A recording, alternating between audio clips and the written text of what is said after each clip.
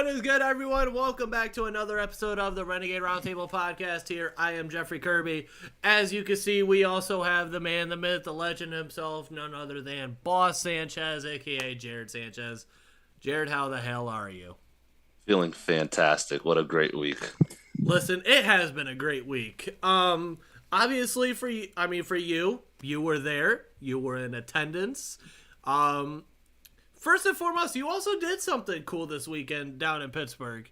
Would you care to elaborate? I think it's a one-time thing. I'll probably will never do it again, but I've done the game day tour. It shows the tours of the Steelers Stadium, learn more about the Steelers franchise, and I was on the field for a little while, only for like 20 minutes, and they'll kick you out, unfortunately. But it was a great time. Yeah. Hunter says Paul Goldschmidt, NL MVP, AL coming soon. Yeah, I was gonna say I saw that like right before we got on. AL coming soon, and we all know what that means. Aaron Judge, baby. Shohei Ohtani, baby. Here we go. Not Shohei Ohtani. And then after that, what's gonna be even better is when Aaron Judge doesn't win MVP. It's gonna be even better when he comes to the Guardians or the Pirates. We'll see what happens, but he's going to one of those two. Okay. All right. But no, back to regularly scheduled programming, which is your game day tour. That's something that it was ironic because earlier this year I thought about it. I was like, that's something that I would want to do. So, like, okay, take me through the process of like what happens. Like, what all do you get to do? So since the Hall of Honor just opened up, it was like their third day of opening. So you get to look at it for like 15 minutes. It was a quick little tour because there was still the time management was still all over the place because they showed like an 18-minute video in this theater room of the Hall of Honor of the whole franchise started back in the day till now, the present. And then they show you the museum, you get to see all from back to the whoever, Myron Cope, and then the current Steelers, past Steelers, the the 70 Steelers, all the timeline. Steel curtain. I couldn't, Jesus. That's what I couldn't think of it. There was so much going on, but it was pretty cool. It's all right. It was time management wasn't the greatest. I could tell you that though. I was gonna say now obviously in this situation you didn't get to go in the locker rooms, obviously for obvious reasons. Oh, unfortunately not. Because I know in some tours I think you get to go in the locker room. I think it's mostly during the public, during the week when it's not towards the game day, I'm guessing. Right, which I mean, obviously that's very understandable. Mm-hmm. That would be cool too to just like go in the locker room and just kind of like look around and stuff. Mm. But yeah, it was just a quick little tour. It was nothing crazy, The money, it was not worth the money. I could tell you that much. Interesting. That's kind of good to know. So, but now here's what we really got to get into is what happened after the tour. The main attraction, which is actually the game itself with the Steelers and the Saints. So, obviously, you were there. You were at the game, which I'm kind of jealous about. I mean, you got to see a win. It did. Especially for you, a guy that has to fly to go out there, yeah. Being from Florida. Congratulations to you and all your success. It's always a good thing, even for like someone like me who, I only got to drive 2 hours to get there, 2.5 hours to get there. It's still cool to go and see a win. And obviously, there was some good coming out of the bye. Obviously, there was some things that you were you could be a little irritated about. But at the end of the day, it was nice to see a win. It was nice to see T.J. Watt back out there, and on the first two plays. Making plays, you're like, yep, here we go. Yeah, he was pumped on the field. He was trying to get everyone hyped up when he first stepped on the field. He was ready. Yeah, and obviously, he's going to be him. Obviously, he's one of those guys that he can get the whole stadium rocking. He's going to get it going, and then immediately making plays off the jump. Everyone's in that place going absolute bonkers, and it's just a great time. And then obviously, when you look at Andy Dalton, not holding him to under 200 yards passing, holding them to 29 total yards of rushing. That is incredible to see. Now, Alvin Kamara is no slouch. Now, is he like the best running back in the NFL? No, but he's definitely not a slouch. And 8 carries for 26 yards with longest of 14. You'll take that all day long. Chris Olave was obviously for me as a Buckeye fan, it was hard for me to root against him. He didn't get to do a whole lot, only 3 for 40. Other than that, Jarvis Landry really didn't do much. Just not a whole lot really going on for them on offense. And that's a great thing for the Steelers defense, because this was a team that had been struggling mightily. And you hold them to only 45 plays on offense. That is absolute improvement. Now, I understand that the Saints they're not the Buffalo Bills here. But when you're in a situation like you are, you're going to take any win that you can get. And holding them to 45 plays, that is a start. That is a huge start. I mean, holding them to 186 total yards of offense. They were 3 of 12 on third down. The Saints were only averaging less 4.1 yards per play. I mean, now granted, I think another thing too that was nice. They had 10 penalties for 74 yards versus our 3 for 40. If I was a Saints fan, I would be pissed. If this was reversed, I would be very pissed. But what's going on here? Because we all do this. This is what we do as fans. But I think the one big thing that I really, really enjoyed about this game, and this is something that, and I know for you, you've been a supporter of here since day one. If you're in a situation where, well, for me, I've always said the issue with the Steelers is the time of possession. They don't seem to ever hold on to the time of possession. You held the ball for 38 minutes and 56 seconds. Insane. 38 minutes and 56 seconds. That is incredible. That is incredible. And we could get to some of the negatives. We will, but I felt like we needed to start off on a positive note. Well, let's start positives. DeMonte KZ, what a great debut he had. Yes. Great debut he had. Shouldn't be an issue with the safety rotations. Was a great player out there today. Here's something, too, and it's interesting because I saw a lot of people talking about this idea, and I agree with it, because I'm one of those people, when I'm at work, I have conversations with myself into my head all the time. Like, I'll go and hold debates in my own head, and it's just me. And I was thinking to myself, I'm like, okay, so KZ's coming back. This was last week before Minka was out. Now you're in a position where if you're struggling a little bit say at linebacker, whether it's Miles Jack, Devin Bush, Robert Spillane, one of those guys, I think now you're in a position where you could run that 3 safety set. Now you could put maybe you could put KZ maybe in the box. You want to put Terrell Edmonds more in the box. Even hell, you want to put Minka a little bit more in the box as well. You have that flexibility where you can mess around with guys. You can mess around with quarterbacks, figuring out what are you going to do, what are you not going to do. And on top of that, now your coverage is going to get a lot better because now I think you're going to get more protection from for your corners and over the top. I just think overall, now DeMonte KZ, he's not Tyrann Mathieu at all. But I think just having that kind of flexibility, when you have Brian Flores, when you have Mike Tomlin and Terrell Austin on his coaching staff, I think those are things that you really can use. And I'm really excited to see what this is going to look like. And it's looking like there's a good chance we might see all 3 of them play on Sunday. It is. Make a practice today. It's shocking. How? That's my other thing. How? I don't know, man. That recovery, I don't know, man. With those kind of surgeries, that could take usually because a couple remember, weeks. When Ben got his taken out, he was out 14 days. When Joe Burrow was out, he was out for a week or a couple of weeks with his earlier in the year.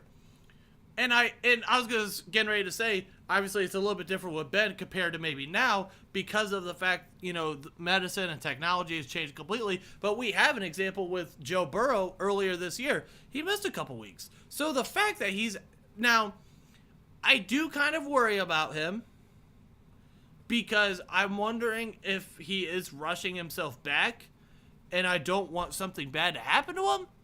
But, I mean, if nothing bad happens and he goes out there and balls out, well, then obviously let's go. But I also just look at it, I don't want to risk anything further of something weird happening because, he got out back there a little too early. Yeah, it hasn't been a week yet.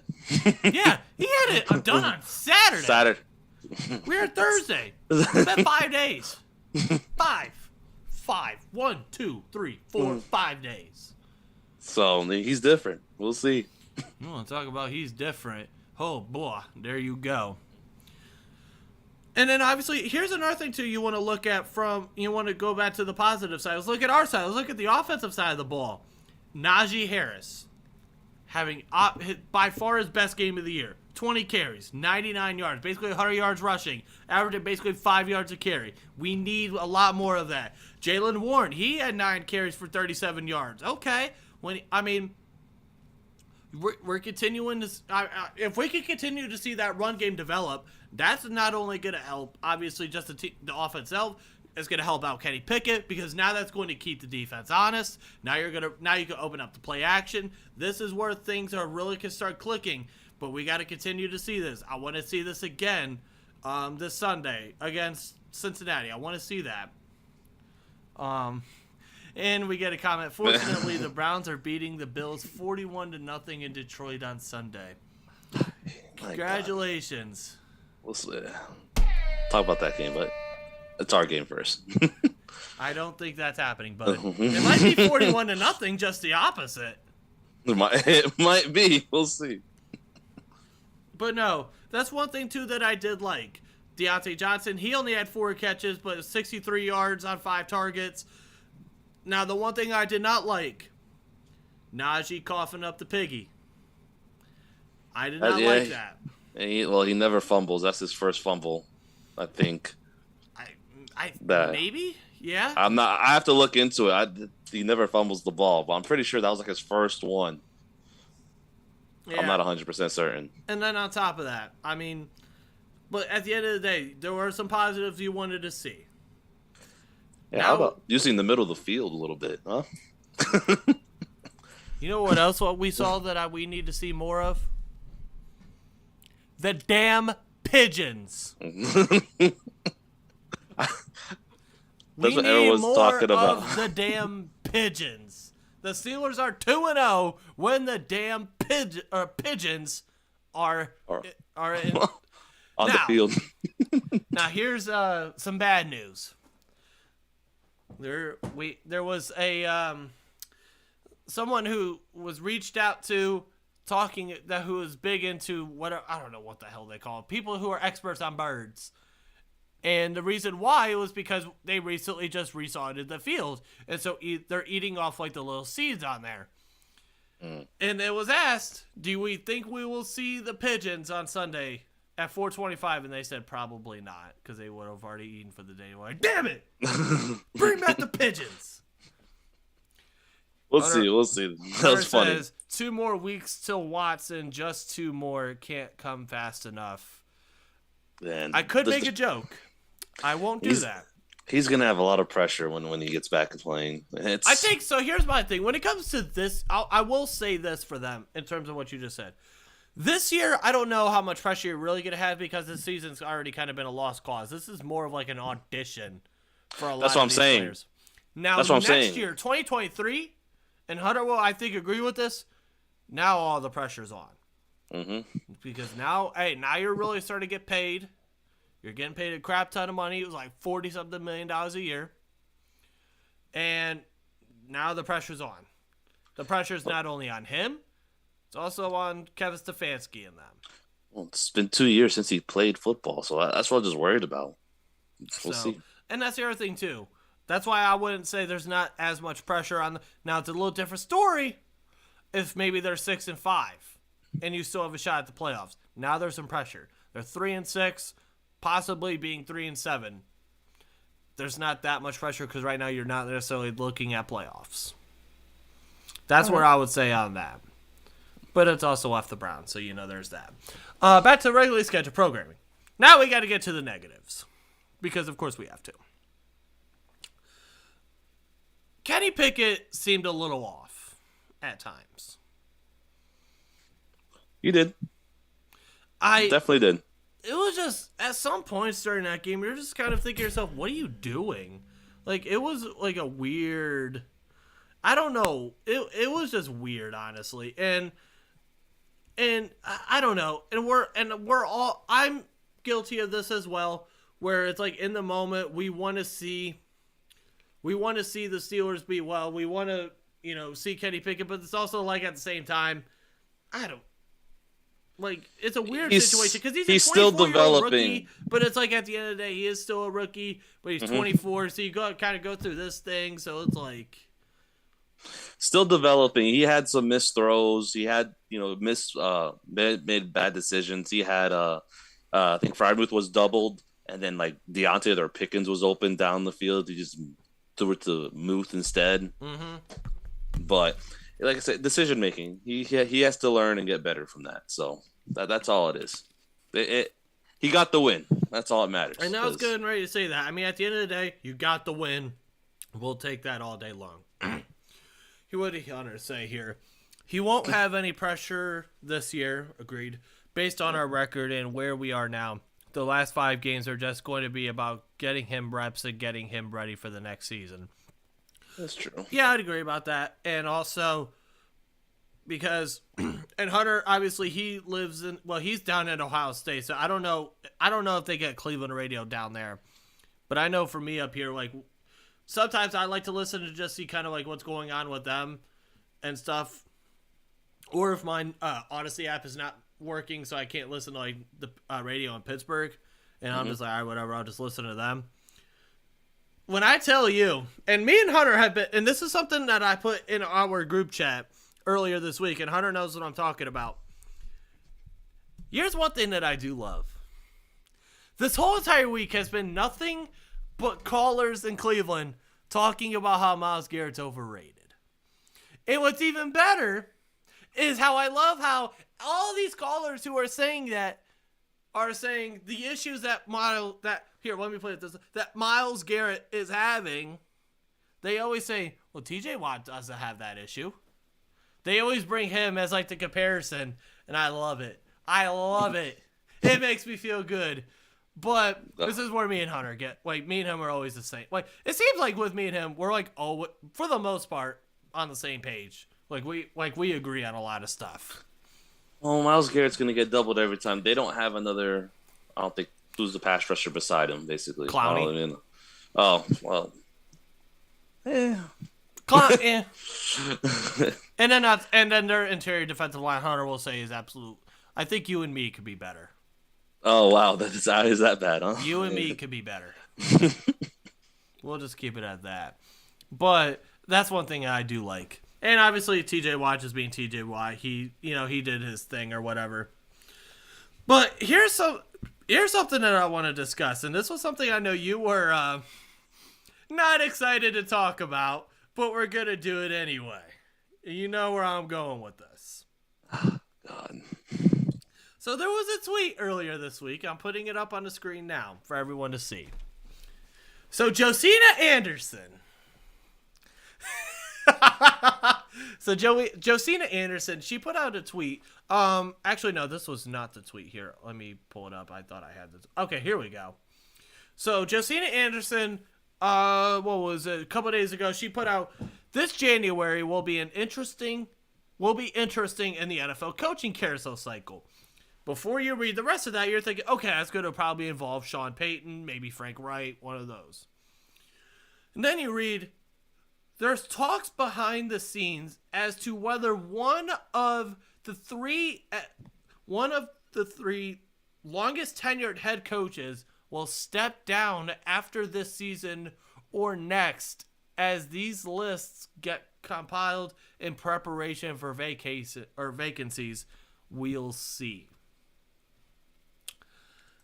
So then, immediately you go to think to yourself, okay, who are the top 3 longest tenured coaches in the NFL? It's Bill Belichick, Mike Tomlin, John Harbaugh. So then you think to yourself, okay, is it Bill Belichick? I don't think it's this year because he wants to become the winningest head coach in NFL history. He's stuck on that. Is it Tomlin?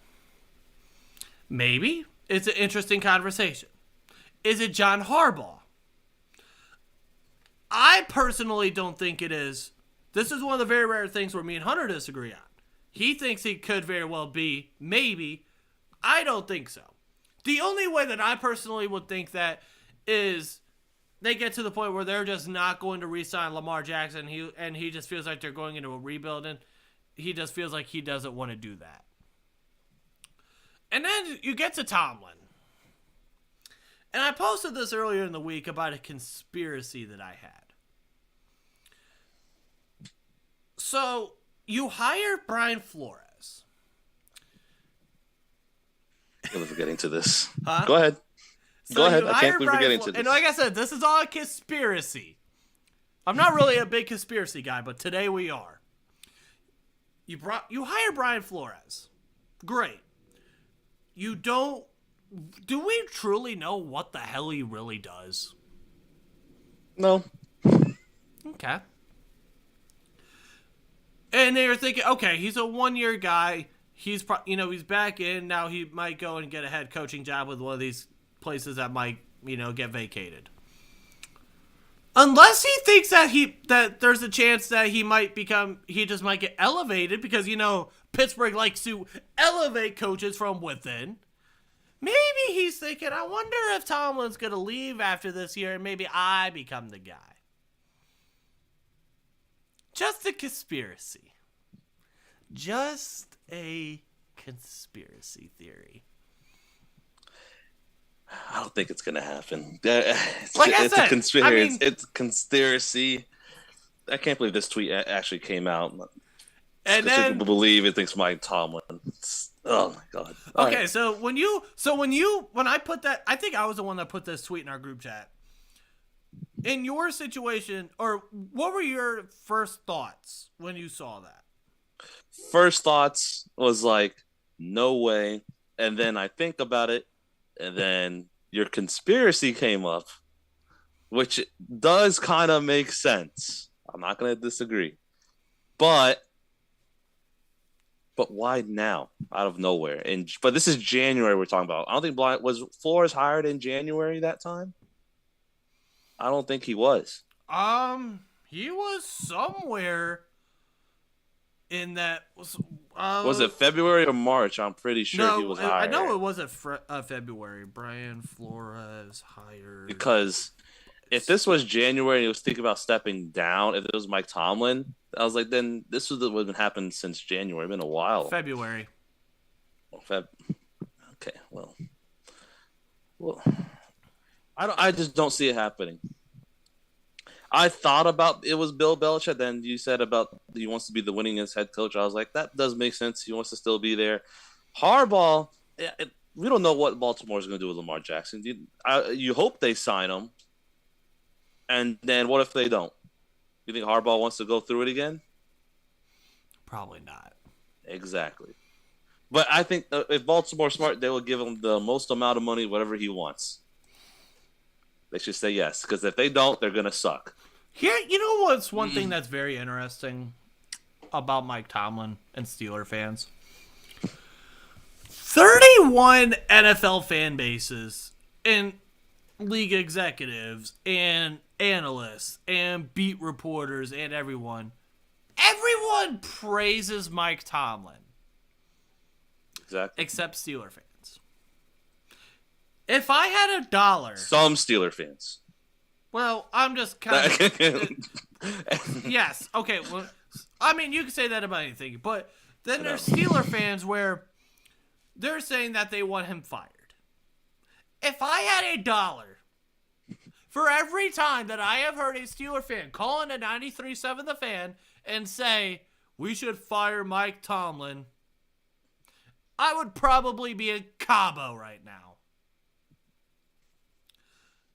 31 teams, or 31 fan bases, 31 league execs, 31, basically every other person in the NFL that covers the NFL praises Mike Tomlin.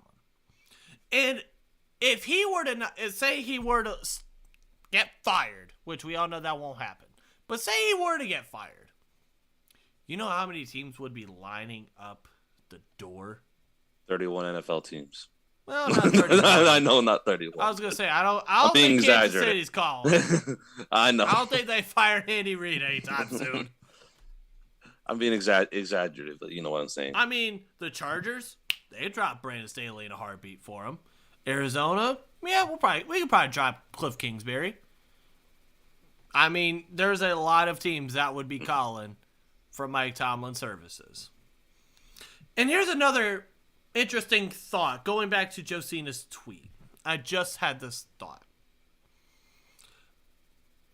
So we know that NFL head coaches don't get... We don't truly know what they make. It's not like the information is disclosed like players' contracts are and salaries. What if he wants to pull kind of maybe what we all thought that Cowher wanted to do? Remember, Cowher, a lot of people thought when he stepped down, because he wasn't making anywhere near the amount of money that at that time Mike Holmgren was making from Seattle, who was making a crap ton of money in that time for head coaches, which is ironic because Bill Cowher beat Mike Holmgren in a Super Bowl just that year prior. And he goes away, he steps down, and he goes to TV and then just realizes how much he loves his TV, and he just doesn't go back. We all know that the Rooneys don't like to pay coaches that much money.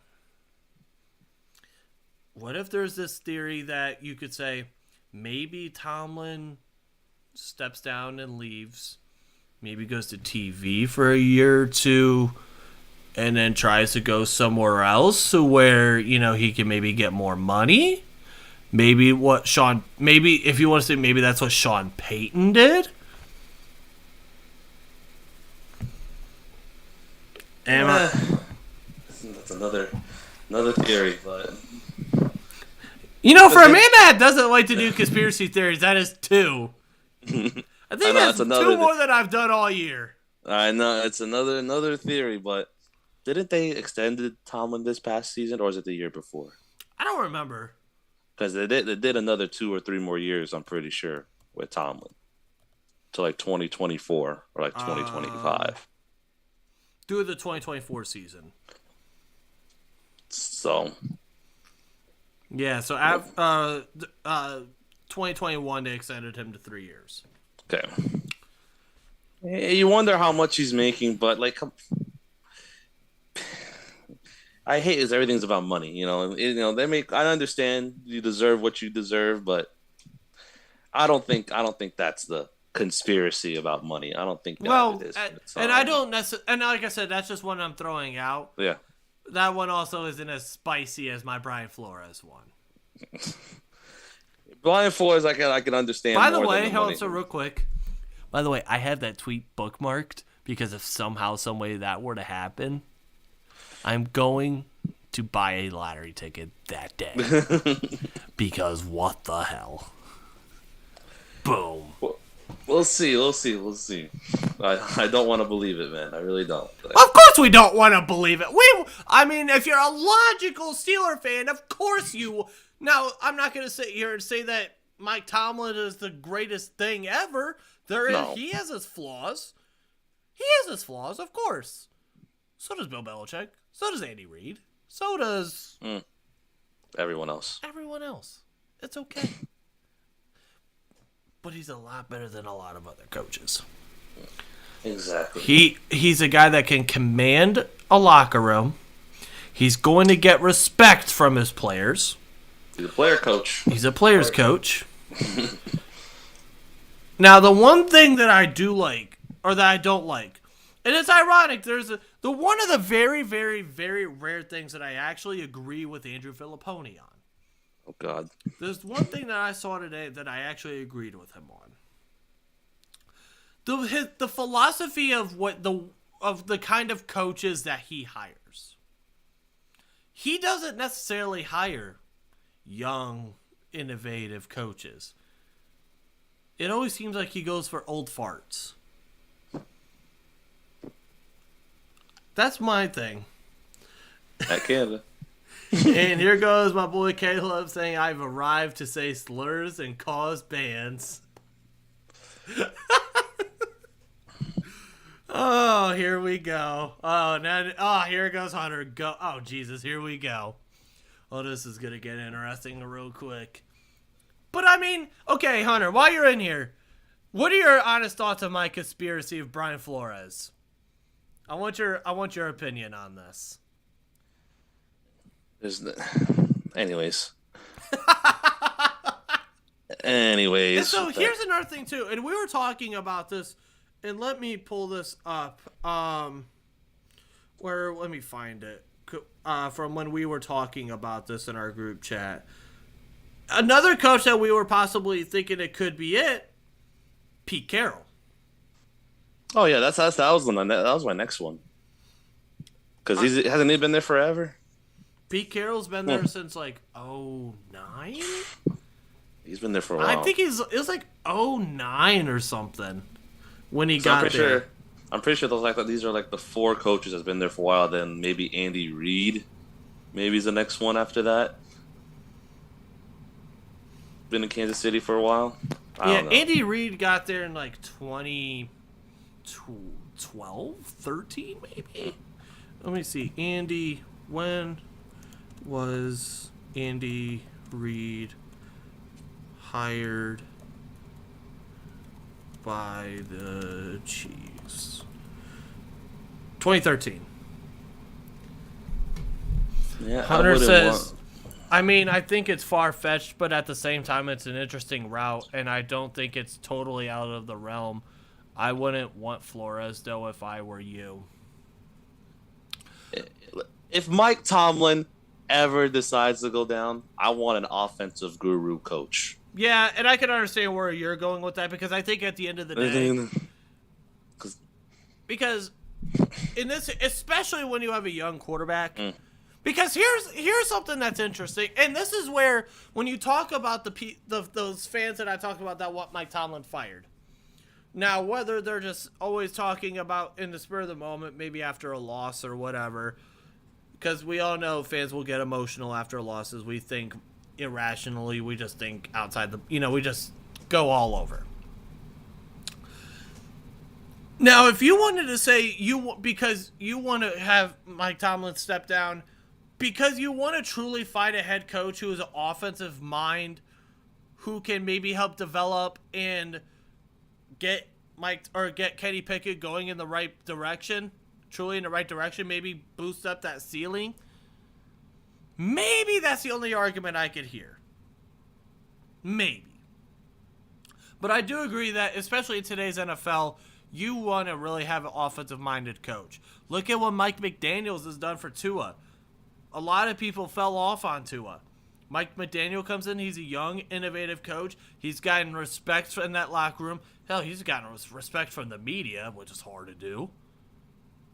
And Tua and them they're playing at a phenomenal level right now. Yeah, made Tua a lot better. A lot better. So, and I'm just very curious to see what's going to happen over the course of. I just want to see what Kenny Pickett's like, but there's not many defensive mind coaches left. No, not really. I mean, you got Salah. You have Salah, Vrabel. You have Salah, Vrabel, Tomlin. That's all I could really. Pete Carroll. I think Staley. I think Brandon Staley's a defensive-minded coach. If I'm not mistaken, I think he was a defensive mind. You know what's ironic is Kevin Stefanski. Here's a fun fact: Kevin Stefanski actually played defense his whole entire life, playing college or playing football, and then he's referred to as an offensive-minded coach. Crazy. I didn't know that. Interesting fact that I learned. I'm like, interesting. But other than that, I do want to get into the Saints game or the Steelers Bengals game this Sunday, 4:25. It is going to be a hell of a game. It's going to be, and listen, if you're on this band, this is another thing I want to get into before we get into the Saints game or the Cincinnati game. You and me had this discussion last week about whether the Steelers should win and just try to get the playoffs or lose and get a better draft pick. We have fans that are on both sides. The Steelers win. One part of it is like, okay, here we go. The other half is like, why are we winning? Let's continue to lose. I want that draft pick. And I said this, I think, last week on the show, and I said this a million times off the air. The amount of... This is how this always goes. Monday through Saturday, we want to see... If you're in this realm of... Monday through Saturday. If we lose, it's okay because we'll get a better draft pick. Sunday hits when you wake up. It is bleep that we want to win LFG. That's how it goes every time. And we're all tweeting. When something bad goes on, we're tweeting because we want to win. And it's just one of those things that I find funny. And this is what we do as fans. Let's lose for a better draft pick. Sunday hits. Hell no. Let's go. Let's win this damn game. If the Steelers beat the Bengals on Sunday, and we go to 4-6, and you go 2-0 against the Cincinnati Bengals in the division, so you sweep the Bengals, you get the brooms out, you sweep the Bengals. You have a loss against the Browns. Okay, that sucks. But you're 2-1 so far in the division. After that, Monday night at Indianapolis, at Atlanta. Then you come home for Baltimore. You're at Carolina. You're at home versus the Raiders. At Baltimore versus Cleveland at home. It can easily go. So what is that? You look at it. The hardest games left on the schedule are the division games. Are the divisional games. Cincinnati, obviously, they're still a very we're not taking them lightly whatsoever. Mm-hmm. Indianapolis, they're a little bit of a train wreck, obviously, but hey, they went out. All the people that were talking crap about Jeff Saturday got a win. The Falcons, I'm not going to sleep on them like some fans might. No. That is a trap game waiting to happen. That is the definition of a trap game waiting to happen for those that haven't really been paying attention. Because Cordero Patterson, he's a guy that's going to run all over the damn place. Marcus Mariota, he's a guy that can run. He's not the greatest quarterback, but he can get it done. Still got Drake London. That could be a trap game. Baltimore's Baltimore. Obviously, those games are always tough. Carolina, that's a game you should win. They should. You should win that game. At home versus the Raiders, that's a game you should win. Let's be honest, that's a game you should win. The way that they're playing right now. So, you look at it, if we talk about games that you should win, there's 3 games. That brings you to 7. That brings you to 7 wins. The Colts, I'm not going to say you should. That's another one of those trap games. I got this weird feeling. I can see them losing to that game. You shouldn't, but I can see they can lose every game right from the rest of the season. That's how I can see it still, too. Or win the rest of the game. That's how it is, but it's a possibility they can go on a run, which do I want to see them go on a run? Do you want to see them go on a run? So, basically, do you want to become, the 2016 Packers? I think that was the team when they ran the table. Yeah, do you want to see that? You want to see them run the table? Or do you want the offensive tackle from Penn State? Or do you want Paris Johnson? Or do you want, Will Anderson? That's where we're at. Pretty much. If they go on a run, Matt Canada might still have a job. And here's the thing. If they go on a run, what does that mean? The defense is out. So this is what that would mean. The defense has played a whole lot better, thanks to TJ Watt being back. That means the offense has to do something. Does that mean the run game has gotten better? Does that mean that Kenny Pickett is continuing to improve? Maybe not turn the football over, which is another thing we forgot to say. No turnovers. Yeah, that was nice to see. Another one. So that's, I mean, so if you go on that run, you got to find some positives. Yes, do we want Matt Canada gone? Yes, but I'm being a hater towards him because of only the fact of what we've seen. If he's good, great. If the offense continues to improve and it actually gets better and it becomes more innovative, cool, great. But it'll have to happen every single week if that happens. If he stays, it has to happen every single week. Continue to improve. You got to just climb up like a roller coaster. Consistency was what we need. Oh yeah, I forgot another negative. Matthew Wright. Matthew is not right. UCF legend. Who gives a damn about US? What is it? UCF? UCF. Almost said USF for USC. Hey, they're number 20 right now in the country right now. Imagine not being in the top 4. Oh, okay. Listen, you guys have expectations. Imagine not being in the top 2. Yeah, I don't think you guys are going to beat Georgia. No way. Georgia who? Georgia who? Now with Jalen Carter there. Michigan who? Oh, well, you guys play Michigan here soon. I know. And you know who's supposed to be there, too. The goal. That's the thing. I'm hoping to get to that game, and if I do get to that game, you will bet your ass there is a vlog coming. Because that is going to be one hell of a weekend. And then TCU. TCU who? Who?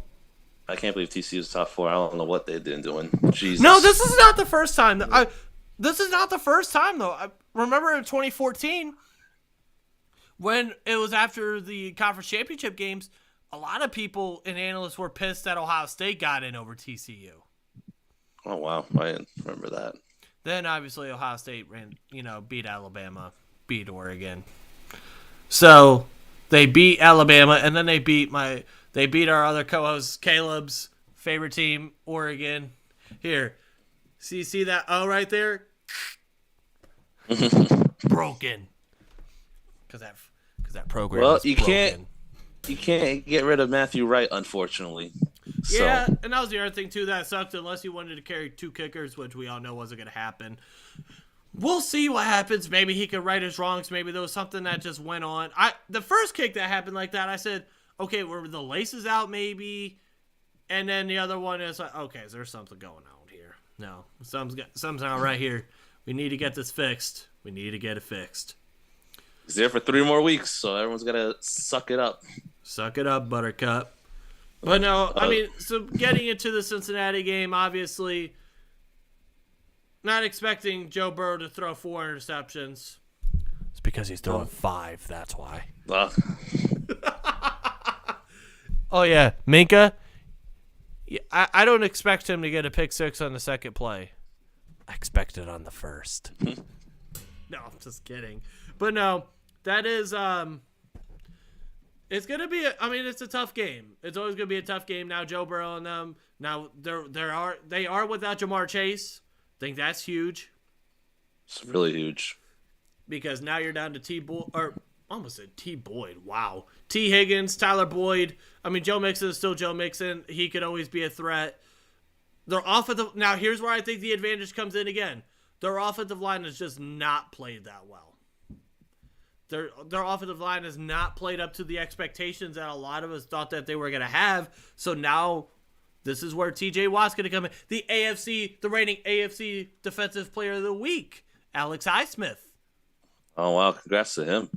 So you got those two. I want to say DeMarvin Leal came back to practice today, so we'll see if he gets activated before 4 o'clock on Saturday. That'd be huge if he plays.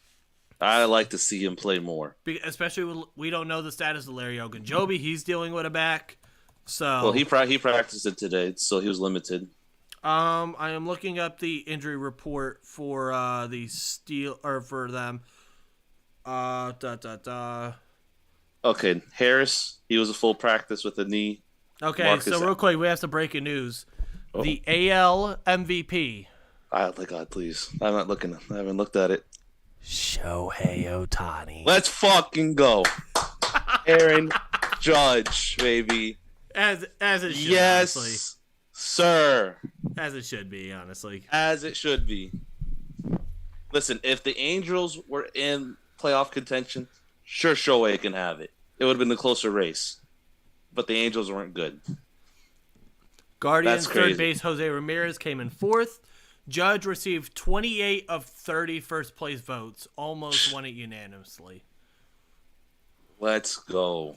So real quick, looking at the injury report for the Bengals, obviously Jamar Chase did not practice. Daxton Hill's shoulder injury did not practice. And then just a couple other players, they did not practice. One was personal, one was an illness, one was a calf. Chris Evans, one of the running backs with a knee, was limited. Trey Flowers' corner was limited. And then full practice, Mike Hilton with a finger. And then Lyle Collins, he just had like a rest day kind of deal. So that's another. Okay. So that's, I mean, nothing really has changed a lot in terms of yesterday from today, outside of Deontay Smith, offensive tackle. He just had an illness, so he didn't practice today. So that is the injury report for them. So other than that, it's just a matter of going out there. You got to continue to run the football. You need to continue to try to get that run game going. And on top of that, you got to get to Joe Burrow. And I think especially now with Jamar Chase being out, now with that 3 safety combo trio being back there, I think that could help out a lot as well. I think you could really start to mess around with them, maybe try to confuse Burrow. I got this gut feeling. What does Black Eyed Peas say? I got a feeling. I got a feeling that we're gonna come out there and win this game, and it's gonna be great because now you got 2 in a row. It's gonna be great. God. Oh my God! If we win 2 in a row, everyone's gonna go crazy. Cincinnati is a 4-point favorite at home or on the road. That's kind of insane, though. I'm not gonna lie. Even without Jamar Chase, it's okay. Let it happen. It's all good. Good. I would like to see a passing touchdown this week to a wide receiver. Yeah, maybe to a guy like named what's his name, George Pickens, or Deontay Johnson. I think that's his name.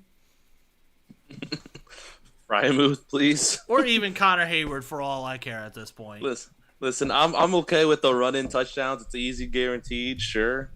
But a passing touchdown would be nice. Yeah, it would be nice to see. Would be nice. But other than that, I think that's really about it. You got anything else that you wanna get off your chest before we get on out of here? Nothing really. Magic suck right now still. By the way, also, for those that do care, Penn's puck drop does happen in 12 minutes against the Minnesota Wild. So if you want to go and check them out, obviously, I will probably do like a little split screen thing where I have the Thursday night game on and I'll have them on as well. Penn's got to do better.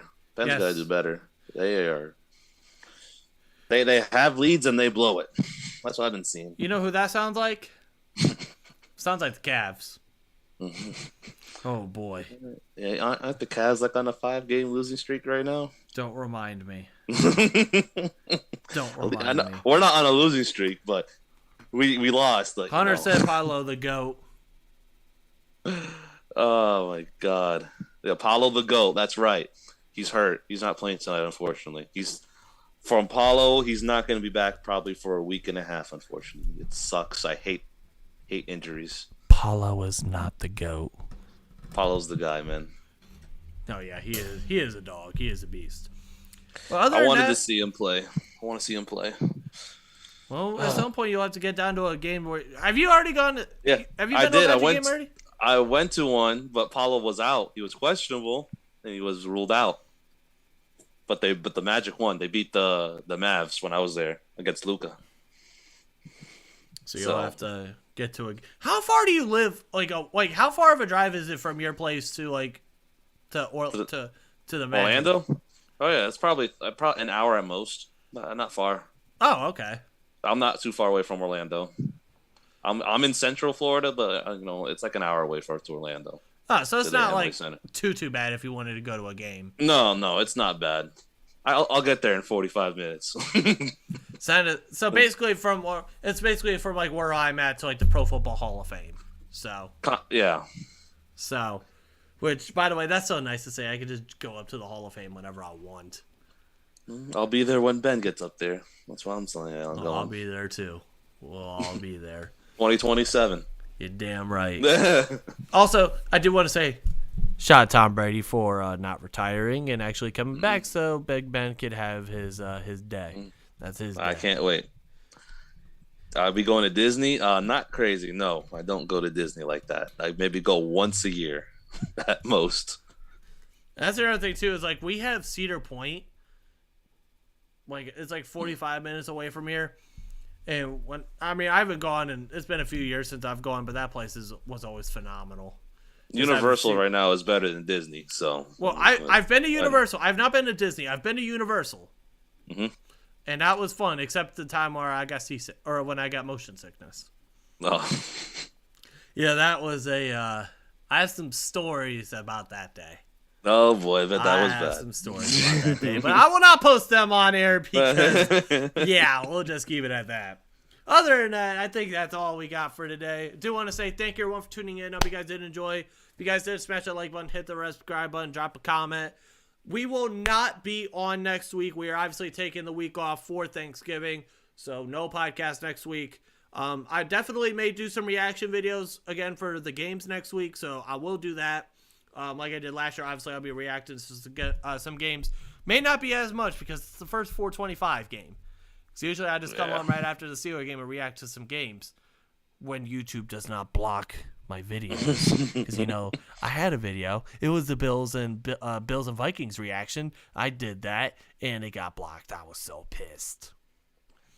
Sucks, man. When they get you. We'll see what happens. I'll definitely react to this. It may only be 1 or 2 reactions on Sunday, but I'll try to get them out. And other than that, that's really about it. But again, like, comment, subscribe, all that. I'm Jeff. That's Boss Man. I hope you guys went and saw him and got his autograph because I know there was a bunch of people probably swarming to him. Because, okay. Because we all know that he is a popular man. In fact, the next time I see you, I want your autograph. Okay, for sure. I'll get you. All right. You guys have a wonderful weekend. Stay safe, especially if you're getting hit with thunder snow is what apparently they're wanting to call it. So if you are, I will say, if you are one of those people dealing with that in Buffalo, Upper New York, please stay safe. We're thinking about you. Until then, that's all I really got. Have a great weekend. Peace out.